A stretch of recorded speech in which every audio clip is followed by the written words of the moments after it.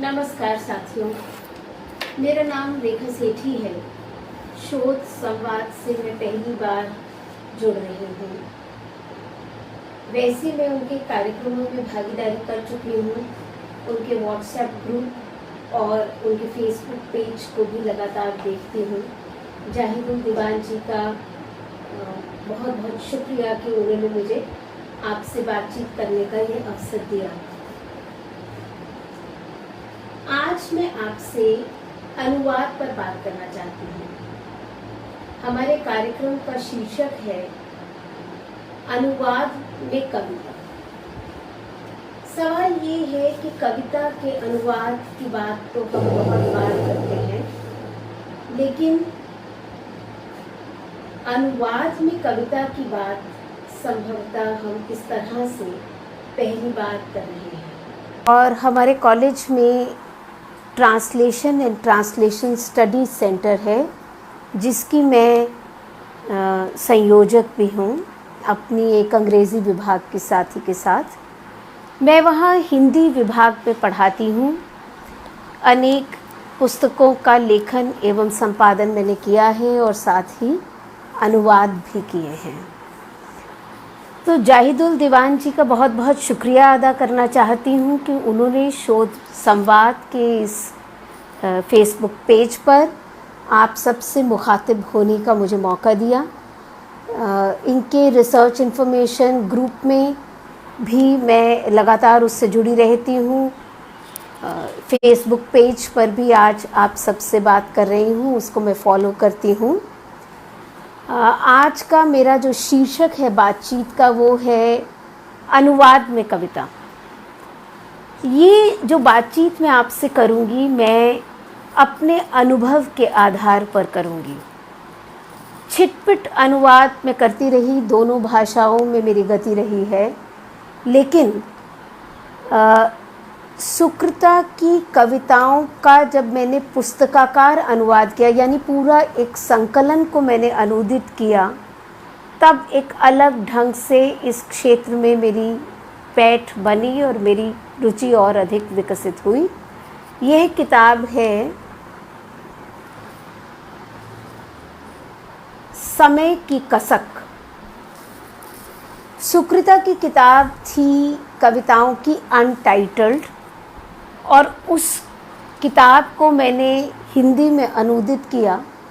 इस किताब की खास बात ये थी कि मैंने बिना शीर्षक के, मतलब उसका अनुवाद अगर मैं शब्दशः करने बैठती तो अनटाइटल्ड यानी बिना किसी शीर्षक के ऐसा अनुवाद मैंने नहीं किया, बल्कि उसकी ही एक कविता जो मुझे लगा कि बहुत प्रभावी है, उसका शीर्षक था समय की कसक में, in the throws of time का अनुवाद मैंने किया था। तो मैंने उस कविता को शुरू में रख के और उस कविता के आधार पर इस संकलन को नाम दिया समय की कसक। सबसे बड़ी चुनौती किसी भी कविता का अनुवाद करने के लिए यह होती है कि साहित्यिक अनुवाद मशीनी अनुवाद कभी नहीं हो सकते, क्योंकि आप एक संवेदना को हस्तांतरित कर रहे हैं दूसरी भाषा में। तो एक भाषा से दूसरी भाषा तक की यात्रा दो स्तरों पर पूरी होती है। एक तो ये है कि आप उस कविता का मिजाज, उसकी भाव, संवेदना, भाषा, इन सब को दूसरी भाषा में ले आएं। लेकिन उससे भी जो बड़ा काम है वो ये कि उस कवि की पहचान उस भाषा में, यानी अगर आप अंग्रेज़ी से हिंदी में अनुवाद कर रहे हैं तो हिंदी कविता की जो साहित्यिक परंपरा है, आप उस साहित्यिक परंपरा को भी में इस अंग्रेज़ी के कवि का स्थान बनाएं। ये बात कवि कुंवर नारायण जी ने कही थी कि अनुवादक, सफल अनुवादक कौन होता है। अनुवाद के संदर्भ में उन्होंने अनुवाद के विषय में बहुत कुछ लिखा, और कुमार जीव जो उनका खंड काव्य है वो इसी बात पर आधारित है कि कुमार जीव एक सफल अनुवादक था जिसने बहुत से ग्रंथों का अनुवाद संस्कृत में किया, लेकिन इसी तरह से या संस्कृत के ग्रंथों का चीनी भाषा में अनुवाद किया। तो जब उन्होंने अनुवाद किया तो इसी तरह से उसको प्रस्तुत किया कि जैसे वो उसी भाषा के कवि हों। तो ये बात बहुत बड़ी बात है। तो अगर मैं सुकृता की कविताओं का अनुवाद करती हूँ तो मुझे ये कोशिश करनी है कि हिंदी कविता की जो परंपरा है उस परंपरा में उस रचनाकार को मैं प्रतिस्थापित कर सकूं। सुकृता की कविताओं का अनुवाद करते हुए दो एक चीज़ें और मेरे सामने आईं। वो बात ये थी कि जिसे मतलब हिंदी की जो कवित्री हैं अनुपम सिंह, जब ये पुस्तक का लोकार्पण हुआ उन्होंने ये बात उठाई भी। उन्होंने कहा कि वो मुझे जानती थी और उनको जब ये पता चला कि मैंने अंग्रेज़ी से हिंदी में एक स्त्री रचनाकार की कविताओं का अनुवाद किया है तो उन्होंने कहा कि मैंने ये किताब पढ़ी ये जानने के लिए कि अंग्रेज़ी में स्त्री रचनाकार क्या लिख रही हैं। तो उसे कहा कि उसे कुछ हद तक निराशा हुई, क्योंकि जिस तरह का लेखन हिंदी में स्त्री रचनाकार कर रही थी ये लेखन उससे बिल्कुल अलग था। तो यानी हिंदी की जो कविता परंपरा थी स्त्री रचनाकारों की, ये अनिवार्य नहीं है कि वही परंपरा अंग्रेज़ी में हो। तो अनुवादक का काम क्या है कि जो नई परंपरा है, जो अलग परंपरा है, उससे परिचय कराना। तो जो कुछ भी जितना विस्तार है सुकृता की कविताओं में, वो विस्तार को मुझे प्रस्तुत करना था हिंदी में, तो मैंने वो कविताएं चुनी। दूसरी समस्या ये नज़र आती है कि हिंदी भाषा का जो तेवर है, जो मिजाज है, वो भावात्मक दृष्टि से बहुत इंटेंसिटी है उसमें, जबकि अंग्रेज़ी कविता में बहुत संभल कर एक दूरी बनाए हुए कविता लिखी जाती है। तो कई बार जब हमने अनुवाद किए तो क्योंकि जो पृष्ठभूमि थी वो हिंदुस्तानी पृष्ठभूमि थी, हिंदुस्तानी जनसमाज की बातें थीं, तो वो हिंदी में बेहतर कभी कभी कहना चाहिए ना कि सुनने में और बेहतर लगती थी और निखर जाती थी। ये अनुभव मेरा कई रचनाकारों को अनुदित करते हुए हुआ। एक और बात जो मैं आपसे साझा करना चाहती थी वो ये कि जब हम अनुवाद करते हैं तो मैं ये मानती हूँ कि अनुवाद एक तरह की जुगलबंदी है। जुगलबंदी में दो अलग अलग तरह के जो म्यूज़िशंस होते हैं, वो म्यूज़िशन जैसे एक टुकड़ा बजाता है तो दूसरा जैसे उसका जवाब देता है। एक सवाल पूछा है कि संस्कृति का भी अनुवाद करना होता है, उस पर भी आप प्रकाश डालिए, उस पर मैं बात करूँगी। ये समय कोरोना के संकट का समय है और अभी क्योंकि ऐसी साझेदारी हो गई है सुकृता की कविताओं से कि ऐसा कभी कभी लगता है कि ये मेरी ही कविताएं हों। तो जो बात वो कहना चाहती हैं जी, ये जो कविता अभी मैं आपको सुनाऊंगी उसमें वो सांस्कृतिक रूपक पूरी तरह से सामने आएगा। तो कोरोना वायरस के समय में जब इतनी निराशा का समय है तो हमारा काम, हमारा अध्ययन, हमारी किताबें, हमारा संगीत, ये सब ही हमारे भीतर एक प्राणवायु का संचार करते रहते हैं। तो फिलहाल ही सबसे जिसे कहना चाहिए कि लेटेस्ट एकदम सुकृता ने कुछ गंगा डायलॉग्स लिखे और उसका कुछ हिस्से का अनुवाद मैंने किया है। तो मैं उसमें से पहले एक छोटा सा अंश पढ़ूंगी। You know what O Ganga, I always knew even before I was born that one day I'd dive into you with my heavy baggage of names and labels, theories, formulae and definitions, and then, O Ganga, soaked in moonlight, I'd emerge on the other side of you, redeemed of my load, to begin life all over again. इसका अनुवाद मैंने किया, इसमें ये संस्कृति की बात भी आएगी। तुम्हें पता है क्या वो गंगा, मुझे हमेशा से पता था, जन्म से भी पहले, एक दिन मैं तुम में उतरूंगी अपने दुर्वह नामों और पट्टियों के साथ, फॉर्मूलों, सिद्धांतों और परिभाषाओं के साथ। और फिर ओ गंगा, चांदनी में भीगी तुम्हारे पार उतरूंगी, अपने से मुक्त जीवन को फिर से जीने के लिए।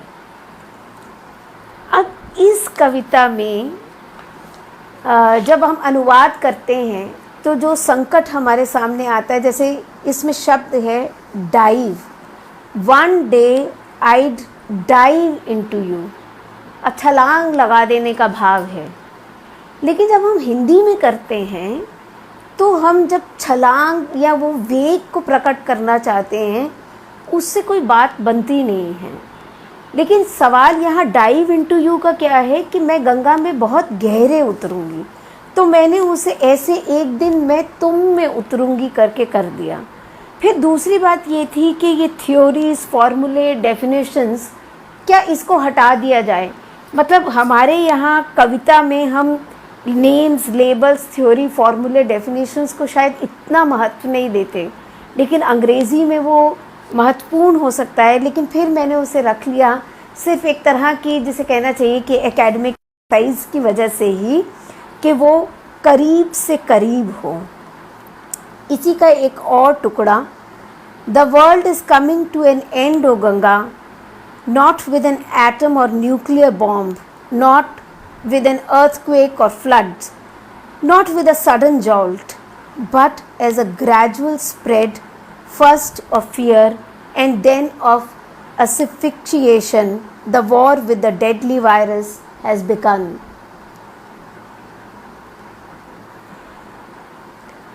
Say if you have a solution, O Ganga, give us signs or the survival of the species, or do you too wish for our extinction, just to breathe afresh? Yes, we get it. The flow of life must continue, not choke. विश्व का हो रहा है अंत, किसी अणु या परमाणु बम से नहीं, ना ही बाढ़ या भूकंप से, ना धरती के डोलने से, बल्कि धीरे धीरे भय के फैलने से। फिर सांसों के घुट जाने से शुरू हो चुका युद्ध मारक वायरस से। बताओ ओ गंगा, है तुम्हारे पास समाधान कोई? संकेत दो प्रजातियों के संरक्षण का, या चाहती हो तुम लुप्त हो जाओ सब, ले सको तुम ताजगी भरी सांस। इसका एक दो छोटे छोटे और अंश हैं। अब वो अंश मैं आपको अंग्रेज़ी में नहीं सुना रही, केवल उनके अनुवाद सुना रही हूँ। और कुछ कुछ प्रश्न मुझे दिख रहे हैं, वो प्रश्नों को सारे मैं अंत में ले लूँगी, क्योंकि इससे मेरा फिर ध्यान भटक जाता है। ये जो स्थिति है, ये बिल्कुल आज जो हम प्रवासी मज़दूरों को सड़कों पर देख रहे हैं उससे संबंधित है। बच्चों को उठाए बुझे सपनों के साथ खून लिथड़ी एड़ियों से घिसट रहे हजारों हजार प्रवासी घर की ओर।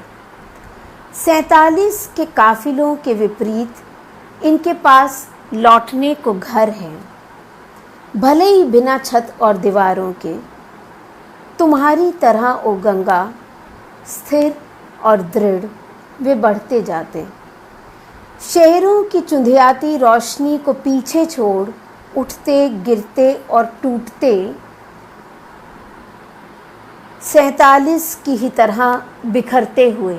कई बार ऐसा करना पड़ता है कि अंग्रेज़ी में 47 की तरह बिखरते हुए पहले आता है और उठते, गिरते, टूटते बाद में आता है, लेकिन हमने वो थोड़ा बहुत क्रम पंक्तियों का बदल देना पड़ता है।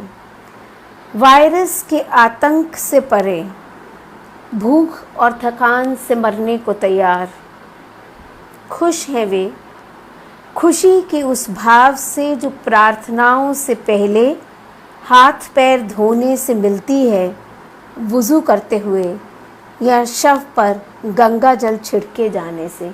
जिस सांस्कृतिक ट्रांसफ़र की आप बात कर रहे थे, वो यही है कि जैसे अब कहें कि वो चलने में हज़ारों हज़ार मील की यात्रा तय करके जो प्रवासी मज़दूर निकल पड़े हैं, वो किस लिए निकल पड़े हैं, क्योंकि वो जहाँ जाएंगे वहाँ स्थितियाँ कोई बहुत बेहतर नहीं है उनके लिए। लेकिन वैसे ही जैसे कि मृत शरीर पे आप गंगा जल छिड़कते हैं तो आप अपने दिल की तसल्ली करते हैं, उससे उस शव का कोई अंतर नहीं होता। तो गंगा जो नदी है, ये सारा संवाद गंगा से इसलिए हो रहा है क्योंकि वो मृत्यु के को अपने भीतर समेट लेती है और एक नया जीवन देती है। तो ऐसा ही भाव यहाँ इन कविताओं में है। आंसुओं की नदी और गंगा नीली, हरी या बेरंग नहीं है, अब रक्तिम लाल है। जब उस मृत प्राय मजदूरन की कांपती उंगलियां ठेलती हैं सूखी रोटी के टुकड़े, दूध मुए बच्चे के होठों में जो तालाबंदी के पहले दिन सिर्फ 1.5 हफ्ता पहले अलग हुआ है माँ की नाभि नाल से, बूंद भर भी दूध नहीं है माँ की सूखी छातियों में, या दूध पिलाई किसी बोतल में। ओ गंगा, क्या तुम बहती रहोगी? आज भीतर का सैलाब उठ रहा, तुम्हारी उठती लहरों की होड़ में ओ गंगा, वायरस के हमलों से जूझने अपनी ही रगों में बहते लहू में, प्रतिरोध के सेनानी जीवाणुओं को जगाने, जैसे बाढ़ आने पर तुम समेट लेती हो अपने उफनते किनारे अपने ही भीतर। हम भी उठेंगे जीवन और मृत्यु की सीमाएं पार कर, तुम्हारी छाती पर पड़े लक्ष्मण झूले साथ हिलाते। ये सुकृता की कविताएं हुई। यहाँ 2 सवाल आनंद सिंह जी ने उठाए हैं, दोनों ही बहुत मौजूद सवाल हैं। पहला सवाल उन्होंने रखा कि अगर संस्कृति समान ना हो, यानी जब भी हम किसी विदेशी लेखक की कृति का ट्रांसलेशन करते हैं तब हमारे सामने ये बहुत ही बड़ा सवाल होता है। जैसे अभी मैंने किया एक अंग्रेज़ी कवि का अनुवाद, तो उसमें जो वहाँ के फूलों के नाम थे उसको हम अगर चाहें भी तो भारतीय नामों से हम बदल नहीं सकते थे और बदलने की आवश्यकता भी नहीं था। तो हमने उन्हीं को रखा। इसी तरीके से अभी हम एक अनुवाद कर रहे थे, उसमें कंजक शब्द आया। वो मतलब हिंदी के लोग या हिंदुस्तान के लोग जान सकते हैं कि दुर्गा पूजा या मतलब उत्तर भारत में जब हम छोटी बच्चियों की पूजा करते हैं, जब हम नवरात्रि मनाते हैं, तो वो जब हम अंग्रेज़ी में ट्रांसलेट करने लगते हैं तो वो कंजक को हम कंजक ही रिटेन कर लेते हैं और फुटनोट या एंड नोट में उसका सांस्कृतिक संदर्भ समझा सकते हैं। आजकल एक और बातचीत चल रही है कि फुटनोट और एंड नोट देने से अनुवाद जो है उसकी पठनीयता कम होती है। तो ऐसा संभव होता है कि जैसे हमने कंजक लिखा तो कॉमा डाल के उसके बारे में 1-2 शब्दों में हम उसका संदर्भ स्पष्ट कर दें। लेकिन आप ये बिल्कुल, आपका ये जो सवाल है कि क्या एग्जैक्ट ट्रांसलेशन अगर नहीं करता है ट्रांसलेटर तो ये उसकी अयोग्यता है। ये उसकी अयोग्यता नहीं है। देखिए, अगर भाषा के मिजाज को आप अगर मूल अर्थ में कोई अंतर नहीं आता तो जिस भाषा में आप लिख रहे हैं, जिस भाषा में आप अनुवाद कर रहे हैं, वो कविता ऐसे लगनी चाहिए कि जैसे कि आप उसी भाषा की कविता पढ़ रहे हैं। अगर ये लगता है कि आप अनुदित कविता पढ़ रहे हैं, तब अनुवादक जो है वो अपने अनुवाद कर्म में असफल होगा, ये मानना चाहिए। तो इसलिए अगर आपने पंक्तियाँ ऊपर नीचे की, कुछ शब्द हटा दिए, जैसे अगर हिंदी से आप अंग्रेज़ी में अनुवाद करने लगें तब आपको कुछ शब्द हटा देने पड़ेंगे, और हिंदी में जब आप करने लगें तो आप वैसी कसावट लेके नहीं चल सकते, नहीं तो फिर वो हिंदी की प्रकृति के अनुकूल नहीं लगेगा। तो ये सब समस्याएं, ये तो वैसे ही है जैसे एक नट नृत्य करता है ना, जैसे वो आगे रचना प्रक्रिया के बारे में कहते थे कि भाई आप तनी हुई रस्सी पे यात्रा कर रहे हैं, तो वैसे ही अनुवाद करते हुए तो और भी कठिन हो जाता है कि क्योंकि वो रस्सी दो तरह से तनी हुई है। एक तो ये भाव की अभिव्यक्ति के लिए, और दूसरे आप मूल रचना से भी बंधे हुए हैं, सोर्स टेक्स्ट से भी बंधे हुए हैं। ये कुछ कविताएं मैं आपको जो मैंने हिंदी से अंग्रेज़ी में ट्रांसलेट की हैं वो थोड़ा बाद में सुनाऊंगी। पहले एक और कविता सुनाती हूँ जो अंग्रेज़ी से ही हिंदी में की है। ये संजुक्ता दास गुप्ता की कविता है। इसका शीर्षक है सीताज सिस्टर्स। इसका मैं हिंदी अनुवाद पढ़ती हूँ। अगर आप चाहेंगे तो मैं मूल रचनाएं भी आपको साथ साथ सुनाऊंगी, लेकिन मुझे लगता है कि अगर मैं मूल रचना सुनाती हूँ फिर काफ़ी वक्त लगेगा, इसलिए मैं अनुवाद सुना रही हूँ। लेकिन कहीं अगर आप चाहें तो आप कमेंट पे लिख दीजिए कि उसका अगर आप ओरिजिनल सुनना चाहेंगे तो मैं उस अंश को ले आऊँगी। सीता की बहनें अंग्रेज़ी में लिखी हुई कविता है और संजुक्ता दास गुप्ता ने लिखा है। हाँ, वो रिटेंशन की जो बात कर रहे हैं मैं उस पर आती हूँ अभी थोड़ी देर में। सीता की बहन अच्छी औरत थी, वह केवल एक ही आदमी की हुई। ब्याह, सिंदूर, चूड़ियाँ खनकती थीं उसकी कोमल कलाइयों में। उसका पति था उसका परमेश्वर, उसका मालिक और स्वामी।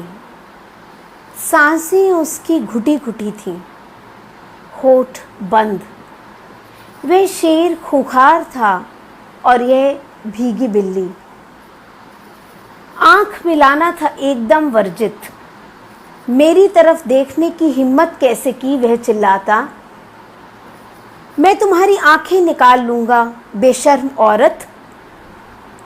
सीता की हैं असंख्य बहनें, क्या नाम है उनके?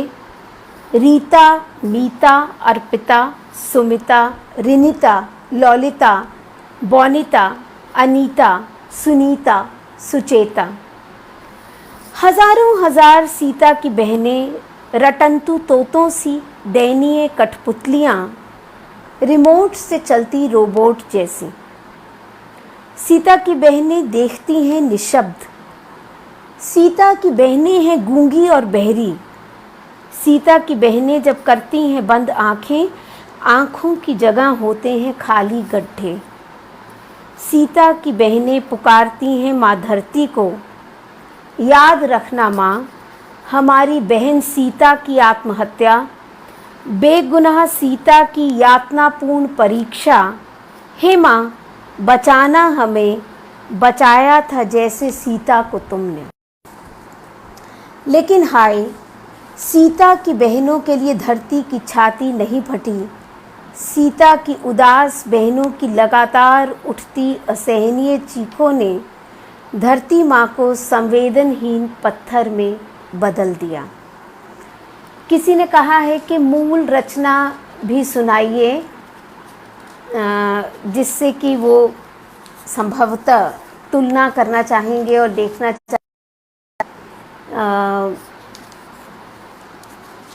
कि कैसे ये चीज़। अब मूल रचना जो इसमें अंग्रेज़ी की है, अगर इसी कविता के बारे में बात करूं, वैसे आगे बात करते तो कोई बात नहीं, मैं थोड़ा सा हिस्सा ही इसका करूंगी। Sita's sister was a good woman. She belonged to just one man. Marriage, vermilion powder, bangles dangled from her slender arms. Her husband was her God, her Lord and Master. Her stifled breath, her sealed lips. He was the fierce tiger, she the gentle lamb. Eye contact was a total taboo. How dare you stare at me, he roared. I'll scoop out your eyes, you brazen wife. अब इसके बाद तो सीधा सीधा था, लेकिन ये जो एक छोटा सा हिस्सा था, her husband was her God, her Lord and Master. अब यहाँ था he was the fierce tiger. तो इसको मैंने किया, वो हिंदी में हम कहते हैं ना बब्बर शेर, खूंखार शेर। She was the gentle lamp, लेकिन हम जेंटल लैम्प से ज़्यादा भीगी बिल्ली कहते हैं।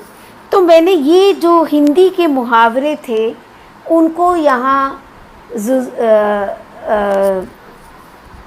इस्तेमाल किया। मैं आनंद जी के सवाल पर आऊँगी कि अनट्रांसलेबिलिटी इन ट्रांसलेशन को कैसे हैंडल करते हैं। मैंने एक अनामिका की कविता का अंग्रेज़ी अनुवाद किया है, उस संदर्भ में मैं आपसे इस बारे में बात करूँगी। ठीक है, तो ये थोड़ी मुझे कठिनाई थी, तो यहाँ मैंने सीता की मतलब यहाँ थोड़ा सा शब्दशः न जाकर जो हिंदी का मुहावरा है उससे अपनी बात उसमें रखी और वो अनुवाद किया। अब जो अनट्रांसलेबिलिटी की बात आप कर रहे हैं आनंद जी, उसके बारे में अनामिका की कविता है पतिव्रता। इस कविता में इतने मुखड़े हैं जिसे कहना चाहिए ना कि हर पक्ष अपने आप में बहुत मजबूत है। पहले मैं हिंदी की कविता पढ़ती हूँ। जैसे कि अंग्रेजी राज में सूरज नहीं डूबा था, इनके घर में भी लगातार दक दक करती थी एक चिलचिलाहट। स्वामी जहाँ नहीं भी होते थे उनके वहाँ पंजे, मुहर, तौलिए, डंडे, स्टैम्प पेपर, चप्पल, जूते, हिचकियाँ, डकारें, खर्राटे और त्योरियाँ, धमकियाँ, गालियाँ खचाखच। घर में घुसते ही जोर से दहाड़ते थे मालिक। एक ही डांट पर एकदम पट वह लेट जाती।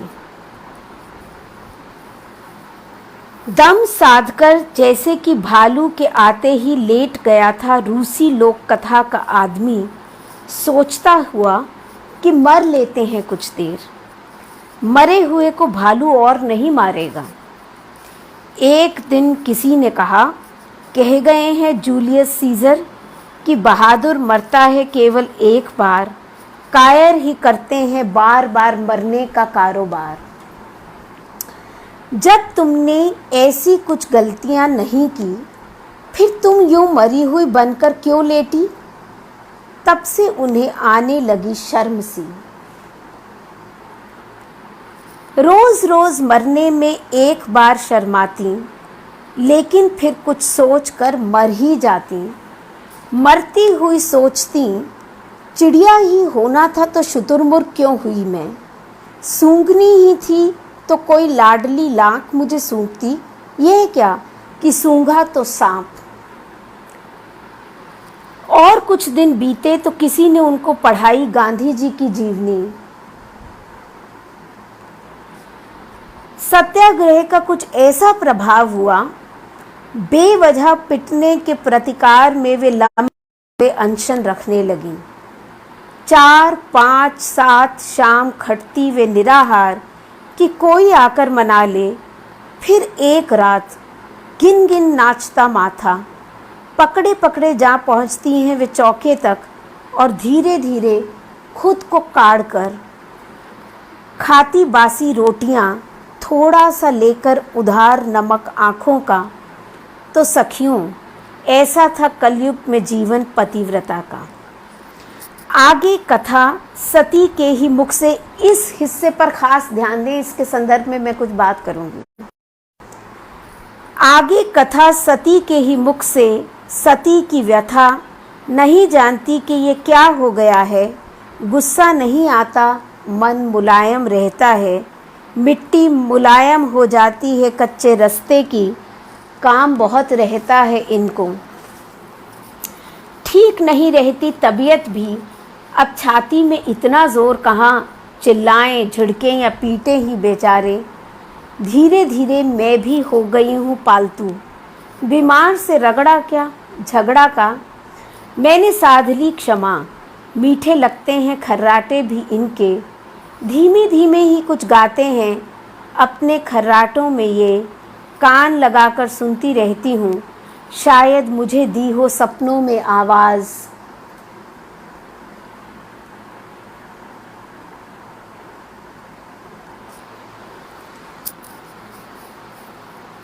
कोई गुपचुप बात मेरे लिए दबा रखी हो, इतने बरसों से अपने मन में कोई ऐसी बात जो रोज़ इतने दिन ये कान सुनने को तरसे, कोई ऐसी बात जिससे बदल जाए जीवन का नक्शा, रेती पर झम झम झमक झम कुछ बरसे। अब देखिए अनामिका की इस कविता में कितने लेयर्स हैं। अब ये मज़े की बात ये है, ये आनंद जी के सवाल का जवाब भी है इसमें। इस कविता का एक अंग्रेज़ी अनुवाद किसी ने किया जो भारतीय नहीं थी। तो जहाँ सती की कथा शुरू होती है, मतलब ऐसा था पतिव्रता का जीवन, उन्होंने कविता का अनुवाद वहीं तक करके छोड़ दिया। फिर ये भी सवाल आया कि प्रतिव्रता जो टाइटल है उसके लिए शब्द क्या दिया जाए। तो उस अनुवाद में जो उन्होंने शीर्षक चुना वो था द हस्बैंड्स वुमन, पति की पत्नी या पति की स्त्री, तो पतिव्रता।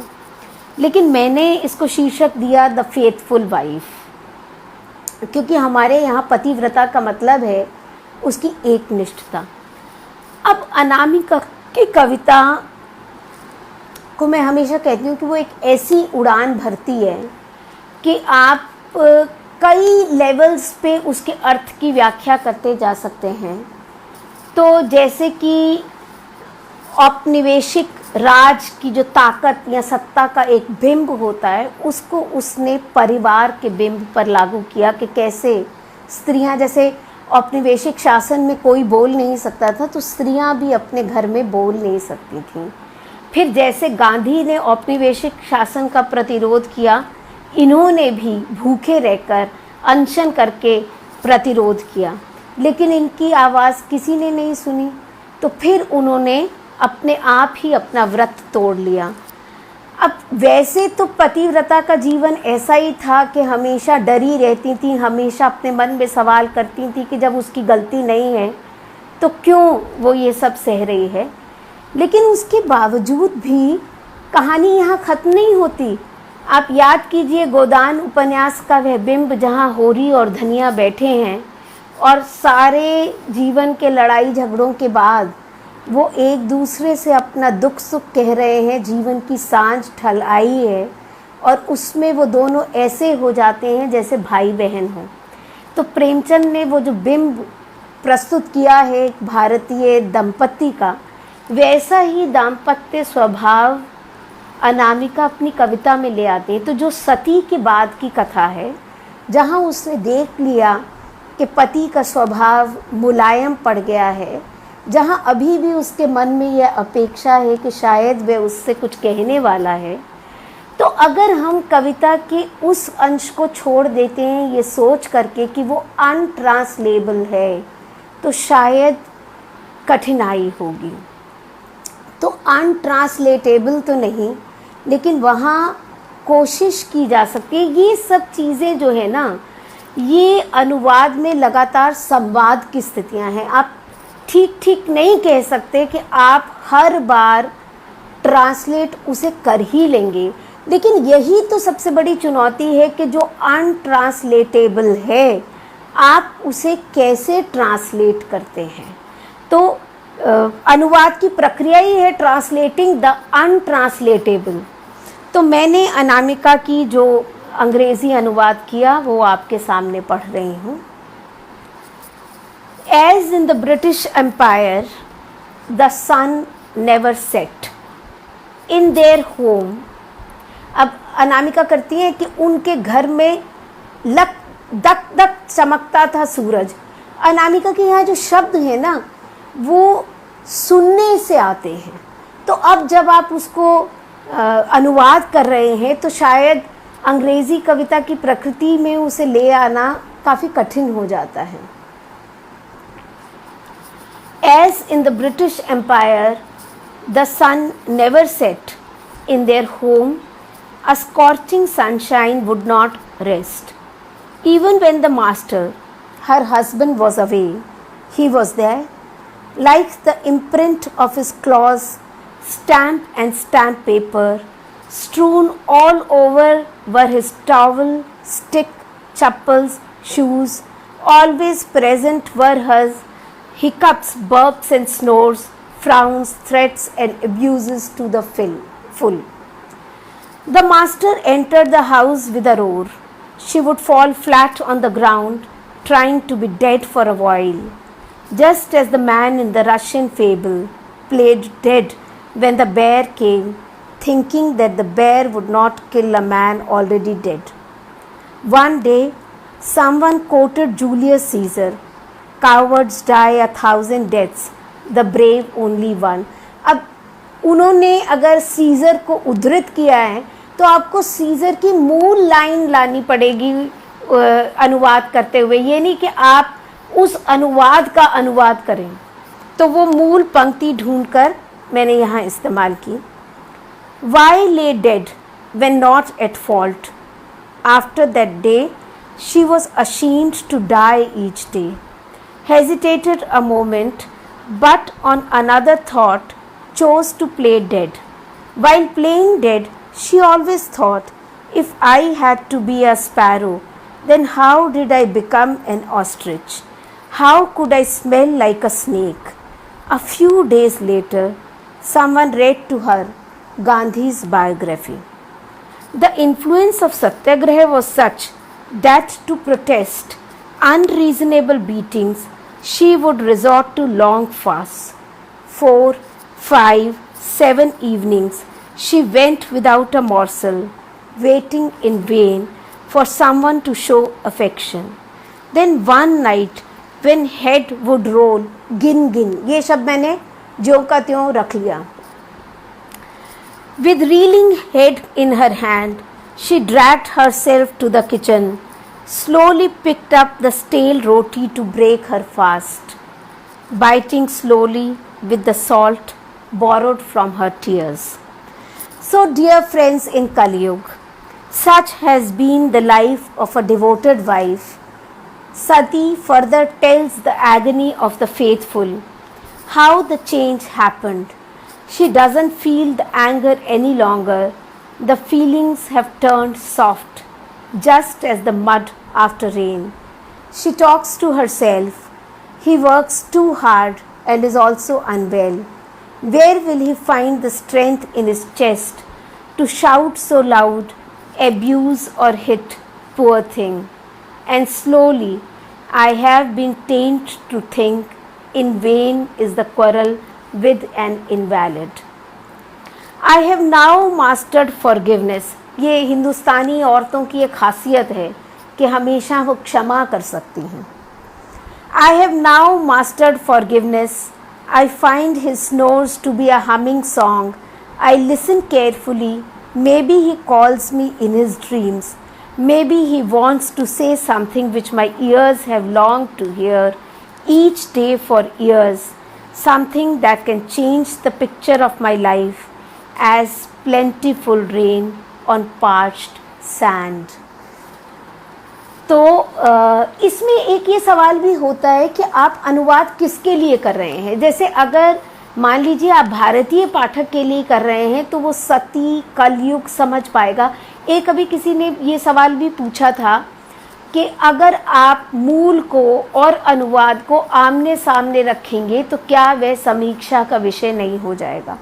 बिल्कुल हो जाएगा और उसकी आवश्यकता भी नहीं होती. लेकिन यहाँ क्योंकि हम अनुवाद की प्रक्रिया पर भी बात कर रहे हैं इन अनुवादों के माध्यम से, इसलिए मैं दोनों को साथ साथ रख रही हूँ. लेकिन अगर आप ये देखें कि अगर वो जैसे साहित्य अकादमी में जितने अनुवाद होते हैं वो मूलतः इस बात के लिए होते हैं कि अन्य भारतीय भाषाओं के पाठक भी उसके माध्यम से पढ़ सकें और वो भाषाएं और करीब आ सकें. तो उसमें हमने अगर सती कलयुग पतिव्रता छोड़ भी दिया ज्यों का त्यों, तब भी कोई अंतर नहीं आएगा. लेकिन शायद अगर हम किसी विदेशी पाठक के लिए कर रहे हैं जो संभवतः अंग्रेज़ी से भी उतना परिचित नहीं है, क्योंकि अंग्रेज़ी के माध्यम से भी हमारे बहुत से शब्द किसी को खोजने पर मिल जाते हैं, तब ये कठिनाई ज़रूर होती है कि आप उसे कैसे बिठाएं. और मैंने यही कहा कि 3 स्ट्रैटेजीज़ हैं उसकी. कि आप एंड नोट दें या आप फुट नोट दें, और या फिर आप उस वाक्यांश के बीच में ही उसके अर्थ को समेट लें। तो ये अनामिका की कविता थी। काफ़ी सोचने विचारने से ये कविता संभव हो सकी। एक कविता छोटी सी कविता है। ये कविता नीलेश रघुवंशी की है और इसको भी मैंने हिंदी से अंग्रेज़ी में किया है। पहले मैं उसका अंग्रेज़ी अनुवाद पढ़ूंगी और बाद में हिंदी, क्योंकि जब हम हिंदी पहले पढ़ रहे हैं तो शायद अनुवाद का मतलब ये तुलना होने लग रही है। तो पहले अंग्रेज़ी अनुवाद में पढ़ते हैं कि देखते हैं कि ये कविता आप तक पहुंचती है या नहीं। पानदान, तो इसको मैंने शुरू किया है पानदान इटैलिक्स में। A box for the beetle.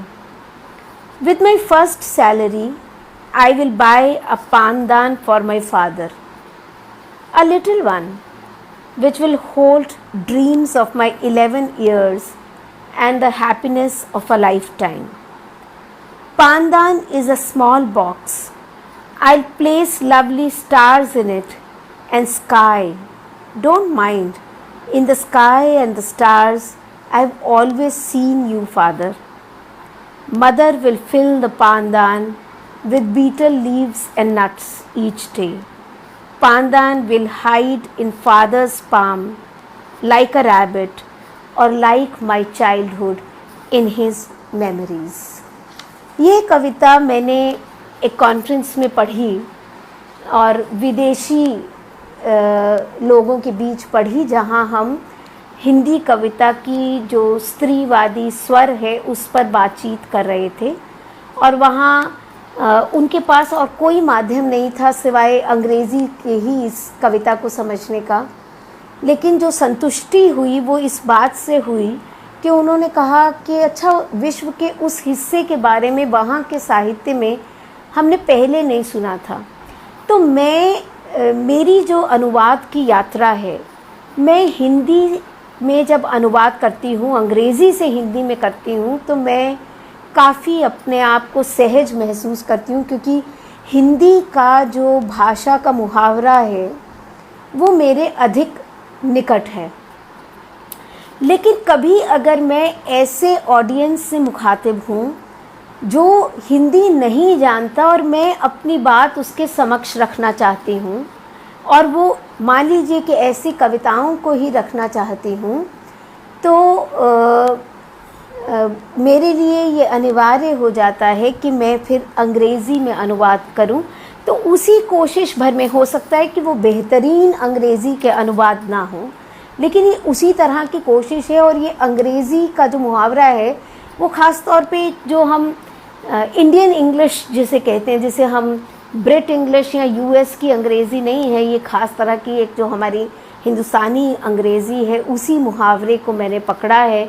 वो इसके करीब भी है, लेकिन मुझे लगता है कि अर्थ संप्रेषित हो जाता है। सरस्वती मीना जी का सवाल मैं देख रही हूँ कि समय की कसर क्यों रखा, इस पर मैं अंत में आऊँगी। अब और भी जो भी सवाल होंगे, एक दो तीन चीज़ें और पढ़ना चाहती हूँ, उसके बाद ये अगर आप चाहें तो मैं नीलेश की मूल कविता भी पढ़ सकती हूँ, छोटी सी है। पानदान।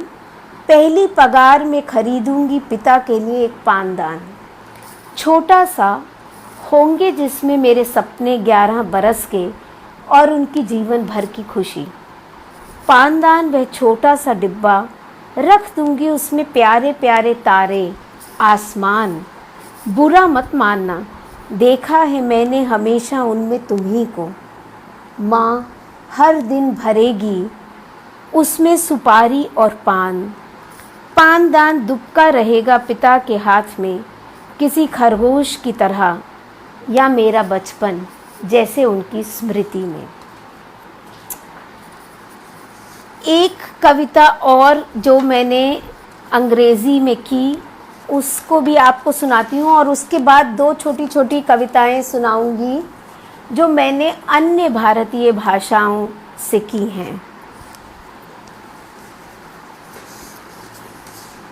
ये अच्युतानंद मिश्र की कविता है, या इस पर अंत में आती हूँ। और पहले इसकी मेरे पास, क्योंकि मूल हिंदी की कविता नहीं है, सिर्फ मेरा ट्रांसलेशन है, तो वो मैं पढ़ देती हूँ। After the right, at the end of the deserted lane lies a shoe upside down. Still tied are the laces of the other shoe, though the foot that wears it is missing. Brightest shines the sign, shines desertion, shines the dust settled on stones, leaves shine like eyes filled with hope. Lazily lays a dog, as on the other side of the time. This broken wheel moves, turns, like kumkum on her forehead. An empty lemon candy wrapper crushed, a crawling insect has just turned. Dried blood stains on crushed yellow grass will soon be buried in the soils of history. No smoke rises from any corner, no din, no scream. Incidents, memories, histories, all wheels just stopped. Not even a tiny ant crawls. The stagnant water in the drain has also dried up. The silence between two sounds has stretched as the entire universe. All connections, threads, fibers between seeing and thinking have been snapped.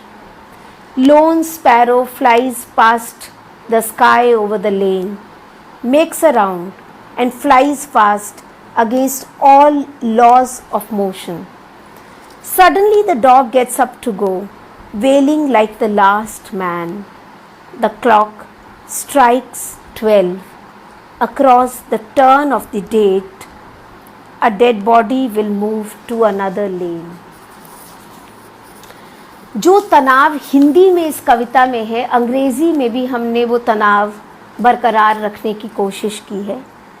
अब दो भारतीय भाषाओं से जब हम अनुवाद करते हैं उसमें बहुत मज़ा रहता है, क्योंकि उनकी प्रकृति मूलतः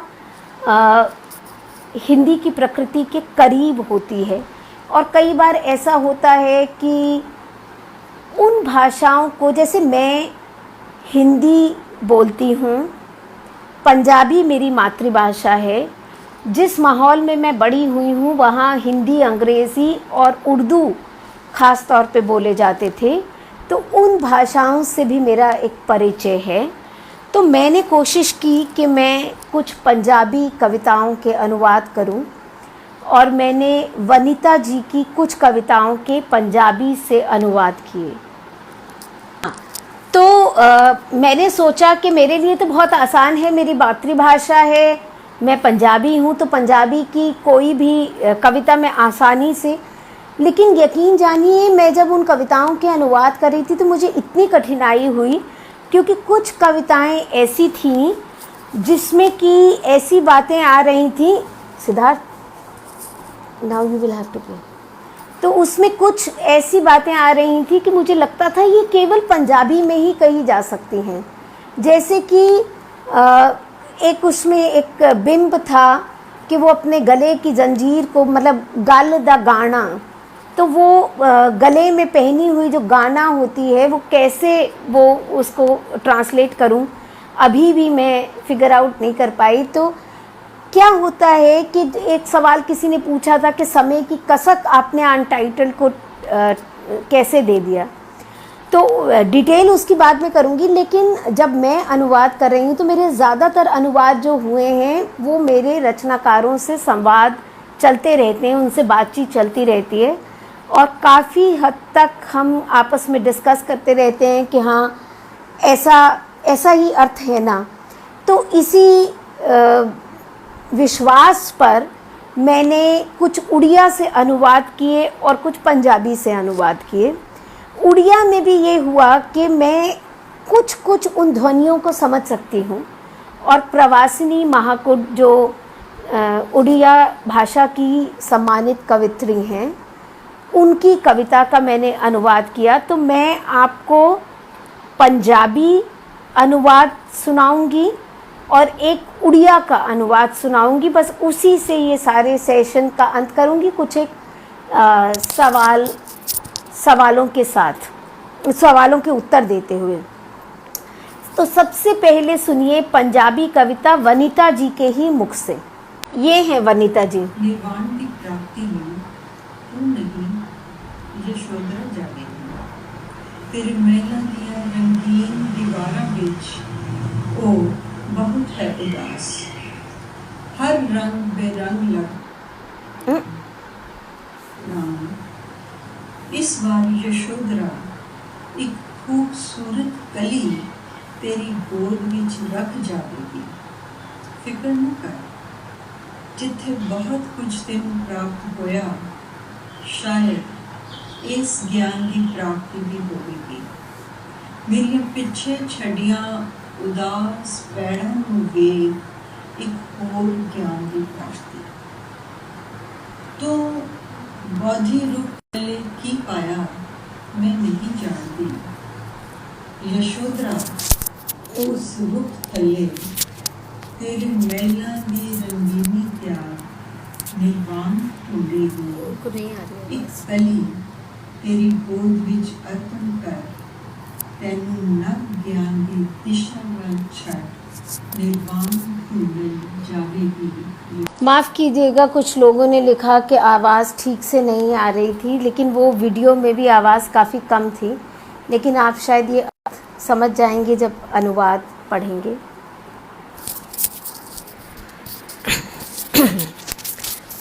अब ठीक आ रही है भावना? आवाज़ की शायद कुछ दिक्कत है। यशोधरा, ये कविता वनिता जी ने लिखी है। सिद्धार्थ, इस बार निर्वाण की प्राप्ति के लिए तुम नहीं यशोधरा जाएगी। तुम्हारे महलों की रंगीन दीवारों के बीच बहुत उदास है वह, हर रंग बेरंग लगता उसे और भी उदास करता। इस बार यशोधरा एक खूबसूरत कली तुम्हारी गोद में रख जाएगी। फिक्र न करो, जहाँ बहुत कुछ प्राप्त हुआ तुम्हें, शायद उस ज्ञान की प्राप्ति भी होगी।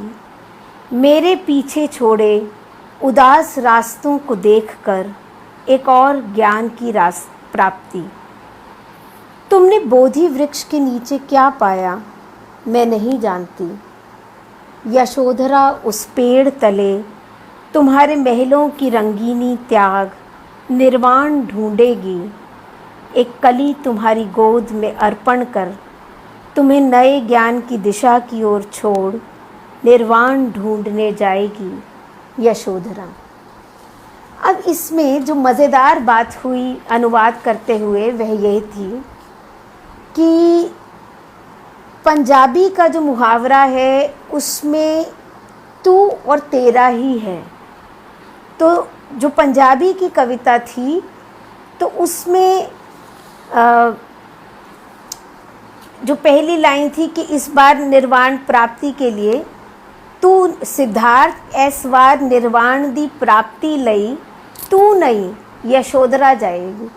अब सिद्धार्थ जो गौतम बुद्ध हैं उनको हिंदी में अगर मैं इस तू के संबोधन से ज्यों का त्यों रख लेती हूँ तो वो नहीं बैठेगा। तो इसलिए मैंने इस अनुवाद में ये अंतर किया कि तू को तुम बना दिया।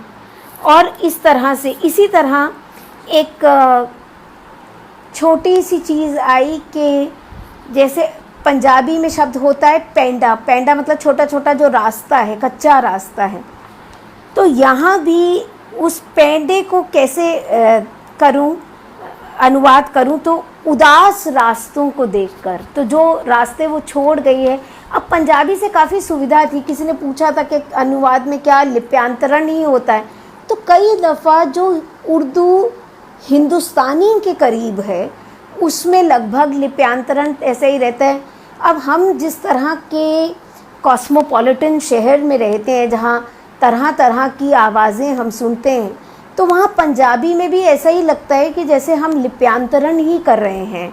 लेकिन कभी कभी आप उसका जो ख़ास मुहावरा है वहाँ जाके अटक जाते हैं, और ख़ास तौर पे जब आप दोनों भाषाएं जानते हैं तब ये दिक्कत होती है कि आपको लगता है कि अरे उसके बराबर का शब्द तो यहाँ मिल ही नहीं रहा, तो आपको अनुवाद करते हुए उस तरह का संतोष नहीं हो पाता, आप उसको ज्यों का त्यों रखना चाहते हैं। तो भारतीय भाषाओं के बीच जब अनुवाद होता है तो और भी मुझे कहना चाहिए कि कठिन हो जाता है। तो ऐसे ही प्रवासिनी जी की जो कविता है, मैं पहले कविता पढ़ देती हूँ, अनुवाद पढ़ देती हूँ, और फिर आपको उनकी आवाज़ में वो कविता सुनवाऊँगी। तारा तारा, 2 बार तारा तारा उन्होंने लिखा, मतलब ये पूरी कविता जो है वो आसमान के तारे को संबोधित है। कुछ लड़कियां और स्त्रियां कविता लिखती हैं, बाकी नहीं लिखती कविता, क्योंकि कविता उन्हें लिखती है। लाल बस में भीड़ की आंखें उन्हें घूरती हैं, मेट्रो में भी सभी उन्हें देखते। आसमान में तारों की है आहट, आसमान से झुककर कविता लिखने वाली लड़कियों स्त्रियों को एक बार देखने की कोशिश में गिरते हैं तारे, किसी की छत पर, किसी की छाती पर, किसी की आकांक्षा में, किसी की आँखों में। गिरते हुए तारों को देखकर क्या वे कुछ मांगती हैं? कभी कभार मांगने से पहले घास पर गिर जाने वाले तारे मेरी आँखों के आंसुओं में अटक जाते हैं। मैंने देखा है चांद में बैठे लोक कथा के खरगोश को। मुझे नहीं पता चांद से जो मैं कहती हूँ वह सुनता है या नहीं, लेकिन मुझे लगता है खरगोश चांद से निकल आया है, सुनने को मुझे अपना कान हिलाता, फिर चांद में समा जाता है।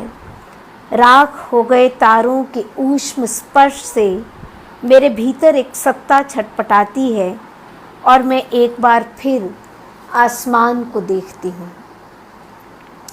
इस अनुवाद में अगर आप अभी जब मूल कविता सुनेंगे तो पहले बस की भीड़ में जो लड़कियाँ चढ़ती हैं तो वहाँ शब्द आता है कोलाहल, और मेट्रो में जब वो चढ़ती हैं तो शब्द आता है मोह माया।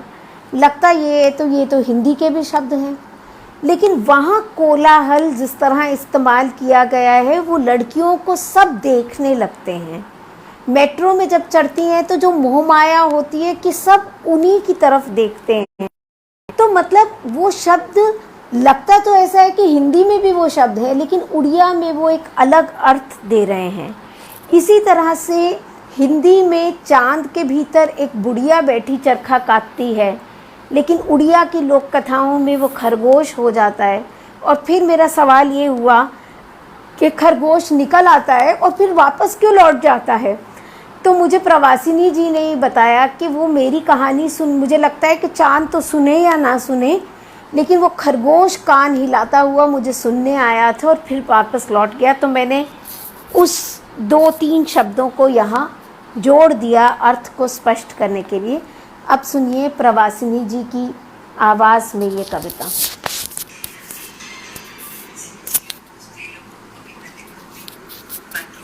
आवाज़ तेज कर।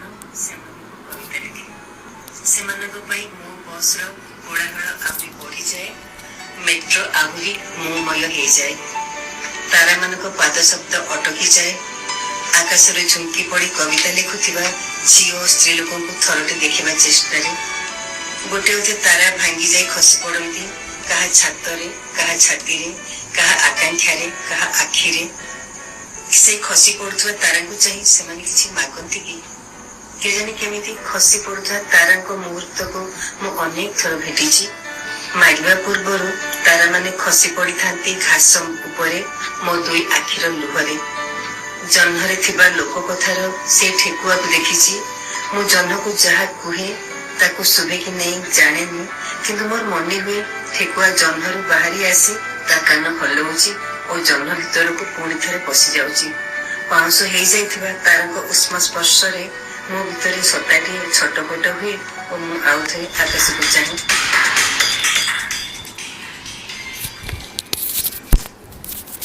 तो इस तरह एक यात्रा मैंने आपको बताई। ये जो लॉकडाउन के दिन थे, इनमें मैंने बहुत से अनुवाद किए और बहुत साझेदारी हुई। तो ना तो अकेलापन महसूस हुआ, ना खालीपन, ना निराशा। शब्दों की यात्रा चलती रही। अब 2-3 सवाल जो इस बीच में आए हैं, मैं केवल उनका उत्तर देना चाहती हूँ, या आप बाद में कोई और बात करना चाहें तो उस पर हम बात कर सकेंगे। एक सवाल ये था कि क्या अनुवादक का भी अपना कोई स्टाइल हो, अपनी शैली होती है। इतने अनुवाद करने के बाद मुझे लगता है कि मेरा अपना ऐसा स्टाइल ज़रूर है। और मतलब मुझे जो भी कविताएं आती हैं, मतलब अनुवाद में आती हैं, वो लगभग इस तरह आती हैं कि जैसे मुझे वो सुनाई दे रही हूँ ध्वनियाँ। तो कोई कविता मेरे कानों में जिस तरह से आती है, उसी तरह के शब्दों में वो बदल जाती है। तो ये एक बात रही। दूसरा सवाल था कि जब आपने समय की कसक क्यों रखा। अब उसमें ये स्थिति बनी कि जब ये पुस्तक प्रकाशित हो रही थी, तब इस पुस्तक में ये तय किया गया, उससे पहले सुकृता की कविताओं के अनुवाद की 2 पुस्तकें प्रकाशित हुई थी। एक गुलजार साहब ने जो अनुवाद किए थे, हार्पर कॉलिंस से वो प्रकाशित हुआ था, पोएम्स कम होम के नाम से। और एक सविता सिंह और सुकृता ने आपस में किया था कि सविता की कुछ कविताओं के अनुवाद अंग्रेज़ी में सुकृता ने किए थे और सुकृता की कविताओं के अनुवाद सविता ने किए थे। तो वो किताब का नाम था रोइंग टुगेदर, साथ साथ चलते हुए। तो इन दोनों ही पुस्तकों में अंग्रेज़ी और हिंदी दोनों आमने सामने रखे गए थे।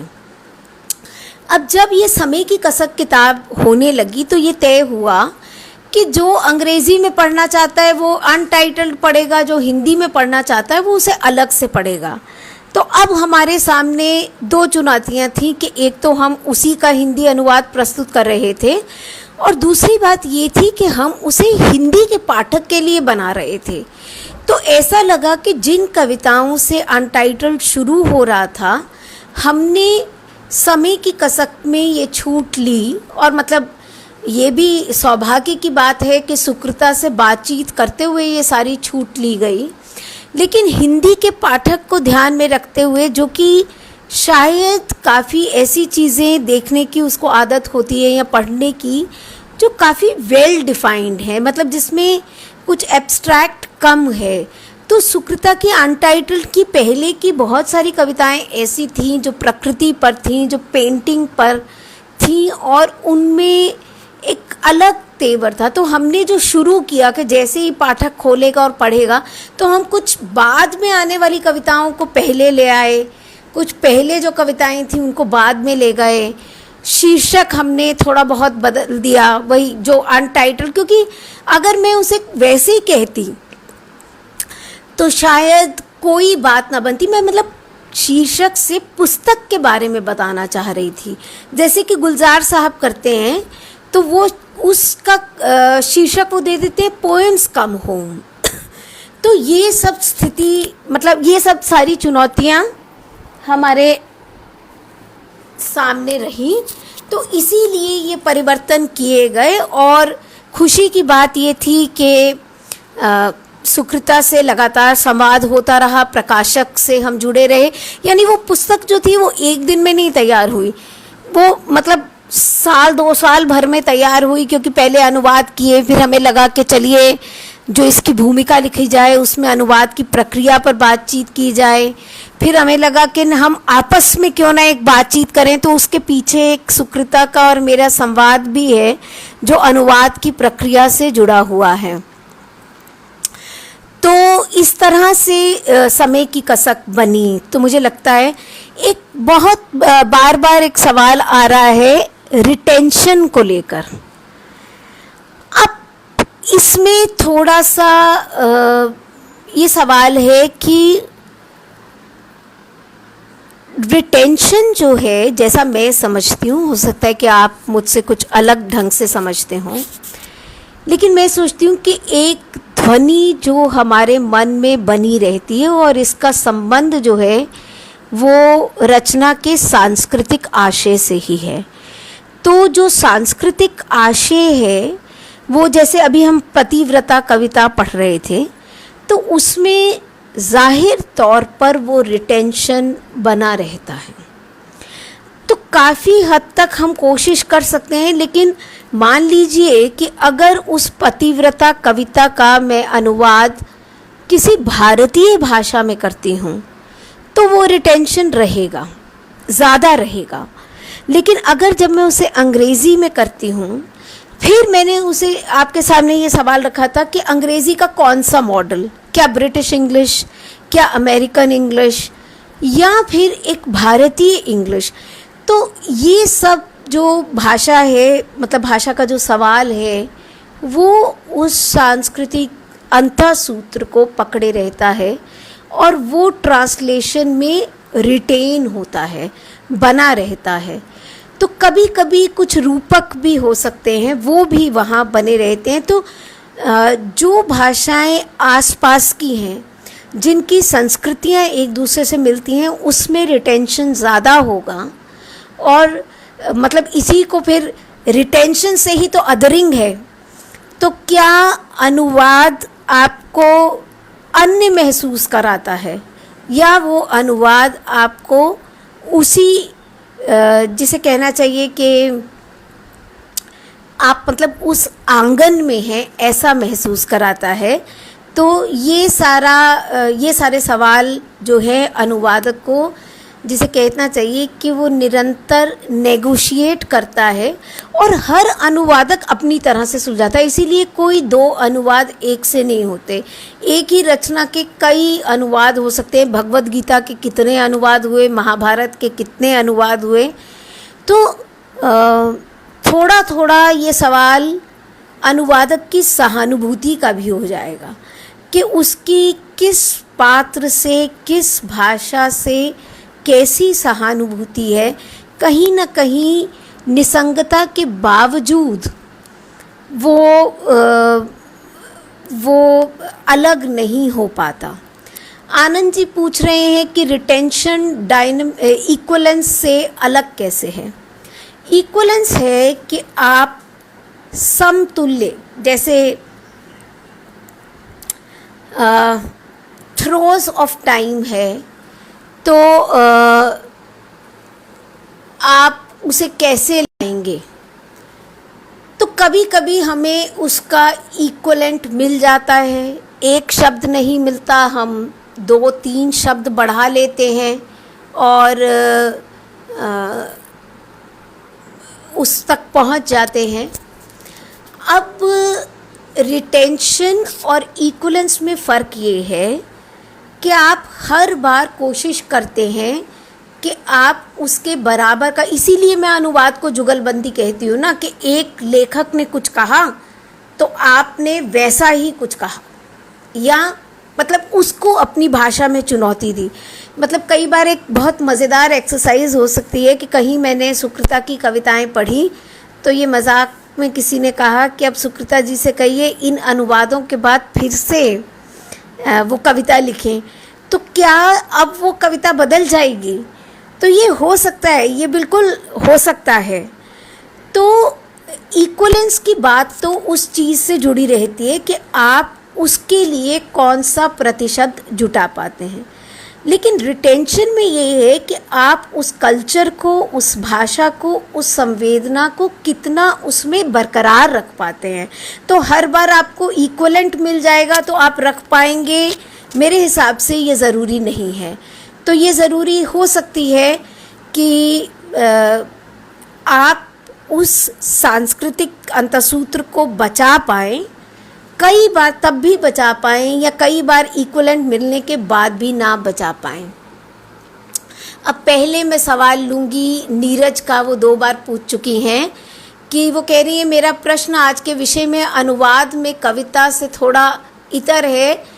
वह ये कि यदि हम शेक्सपियर के नाटकों का अनुवाद करेंगे तो उसकी क्या अनुवाद प्रक्रिया होगी, क्योंकि उनके नाटकों में गीत और कविताओं की ही भी अधिकता है। आप बिल्कुल ठीक कह रही हैं। शेक्सपियर के नाटकों के बहुत सुंदर अनुवाद हुए हैं, और जो गीत और नाटक हैं, गीत और नाटक यानी उन गीतों को रिटेन किया गया है, उन गीतों के भी अनुवाद किए गए हैं। और फिर ये सवाल हो सकता है कि जैसे भारतीय रंगमंच है, तो उसमें ये संभव है कि आप बहुत सारे कोरस और बहुत सारे गाने उस रंगमंच में समाहित करें, लेकिन मुख्य क्या है, मतलब क्या गीत का अनुवाद करना मुख्य? कोशिश तो है कि पूरी रचना का अनुवाद है, लेकिन मुख्य ये है कि क्या शेक्सपियर जिस अंतर्द्वंद को, जिसे कहना चाहिए जिस त्रासदी को उभारने की कोशिश करते हैं, तो पहला लक्ष्य है उस त्रासदी को उभारना, उस रचना के पूरे सरोकार को ट्रांसलेट करना। और फिर अगर उसमें कोई गीत ऐसा आ जाता है जो ट्रांसलेट नहीं हो सकता, मतलब जिसे कि हम अनट्रांसलेटेबल कह रहे हैं, तो कभी कभी होगा कि हर भाषा में, जहाँ जिस भाषा में, मतलब जो लक्ष्य भाषा है उसकी प्रकृति के यदि अनुकूल ना हुआ, तो हो सकता है कि वो कुछ कुछ छूट लेने लगे। मगर अगर वो मूल को बचा पाता है, मूल के भाव को बचा पाता है, तो वह बेहतर है। और गीत भी अनुदित करता है, तो एक तरह से जिसे हम सोने पे सुहागा कहते हैं, तो पूरा अनुवाद तो तभी होगा। अगला सवाल है, रिटेंशन के संदर्भ में सहानुभूति के स्थान पर समानुभूति कहें तो थोड़ा ठीक होगा या नहीं? आप ठीक कह रही हैं, समानुभूति ही एक शब्द है, लेकिन मैंने सहानुभूति इसलिए कहा कि जैसे मैं आपको एक उदाहरण देती हूँ कि पद्मावत में जो नागमती सुआ खंड है, तो नागमती वैसे वहाँ माया की प्रतीक है, लेकिन जायसी का जो कवित्व है वो नागमती के दुख को भी पूरी तरह बखान करता है, उसके प्रति भी पूरी तरह से संवेदनशील है। तो यानी जब कवि या रचनाकार रचना करने लगता है, तो अगर उसकी संवेदनात्मक सह अनुभूति उसके साथ जुड़ी हुई है, तो वो उसे एक तरह से प्रस्तुत करेगा। यही भूमिका अनुवादक की भी है। जो टेक्स्ट वो ट्रांसलेट कर रहा है, हो सकता है कि वो टेक्स्ट में जो लेखक है, मूल लेखक है, उसने उतना उस चीज़ के प्रति सहानुभूति, मतलब उतनी भावात्मकता ना दिखाई हो, लेकिन अगर अनुवादक की सहानुभूति उसके साथ है, तो संभवतः वो उस भावात्मकता को, उस संवेदना को अपनी रचना में उतार लाएगा। आनंद जी पूछ रहे हैं, what is violation of translation? I haven't got an answer since long ma'am. बिल्कुल ठीक, वायलेशन ऑफ ट्रांसलेशन ये है कि जब रचना कुछ और कहती है और आप भाषा की प्रकृति, जैसे मैंने आपको जो उदाहरण दिया कि अनामिका की कविता जिन्होंने भी अनुवाद किया, अगर उन्होंने आधी करके छोड़ दिया, क्योंकि उनके लिए उस सवाल का अंत वहीं हो जाता है, जबकि एक पतिव्रता ये तय कर लेती है कि अब वो ये जो सब्जुगेशन है वो नहीं सहेगी, और मतलब उसका रोटी खा लेना ही जैसे उसके विरोध का, प्रतिरोध का प्रतीक बन जाता है, तो उसके लिए वो कविता वहीं खत्म हो गई। मैं कहूँगी कि ये वायलेशन ऑफ ट्रांसलेशन इसलिए है क्योंकि एक भारतीय संस्कार जो है वो कहानी पूरी नहीं हुई, क्योंकि उसका जीवन वहीं अंत नहीं हुआ। अभी तो बहुत कुछ उसको देखना बाकी था, अभी तो बहुत कुछ उसको जीना बाकी था, तो इसलिए उस आखिरी हिस्से का भी ट्रांसलेशन होना चाहिए था। उसको मैं वायलेशन ऑफ ट्रांसलेशन मानूंगी। रघुवीर स्वाध्याय द्वारा किए गए उनके नाटकों के अनुवाद पढ़ने पर उस अनुवाद प्रक्रिया को समझने में शायद मदद मिल जाए। जी ज़रूर मिलेगी, आप देखिए।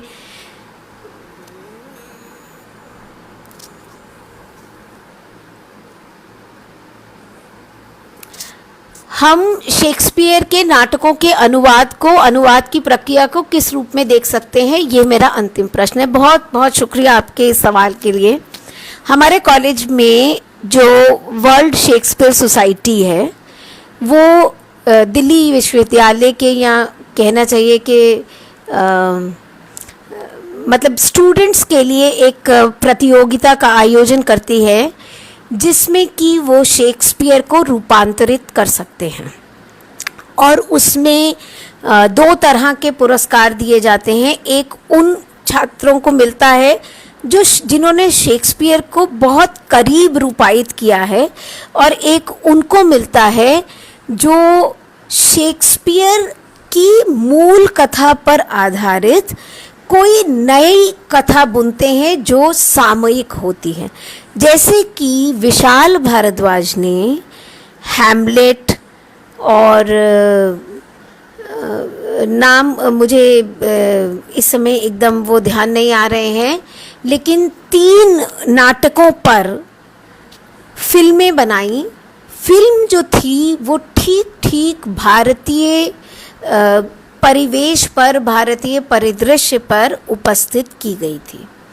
अब हैमलेट मैं इसलिए कह रही हूँ क्योंकि वो कश्मीर का पूरा उसमें उतार लाए।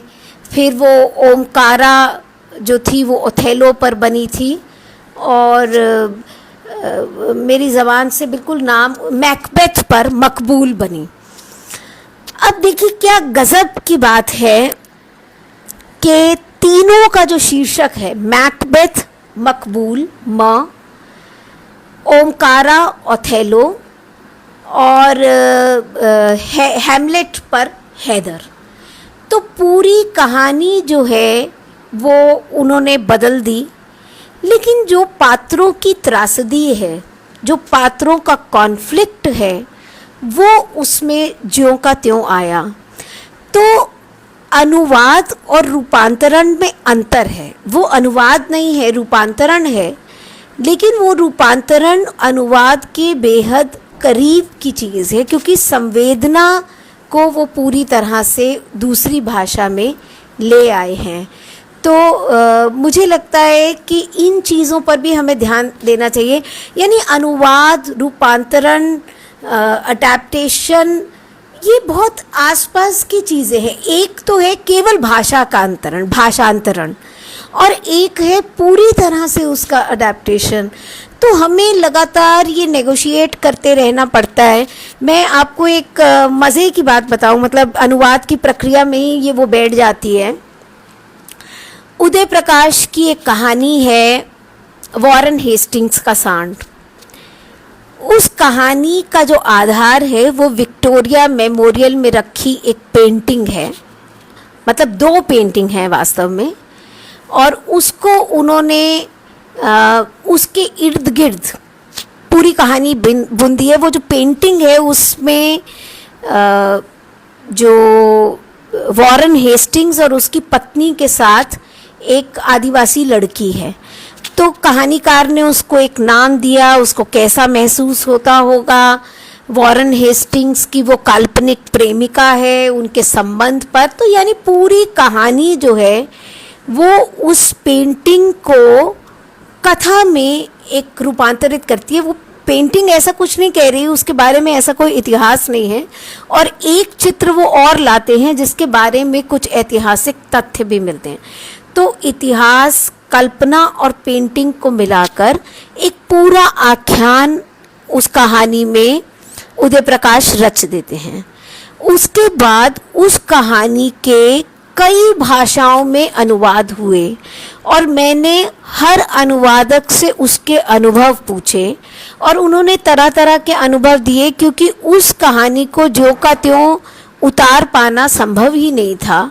तो किसी ने फुटनोट का सहारा लिया, किसी ने एंड नोट का सहारा लिया, किसी ने उसमें बहुत तरह की बातचीत हुई हमारी।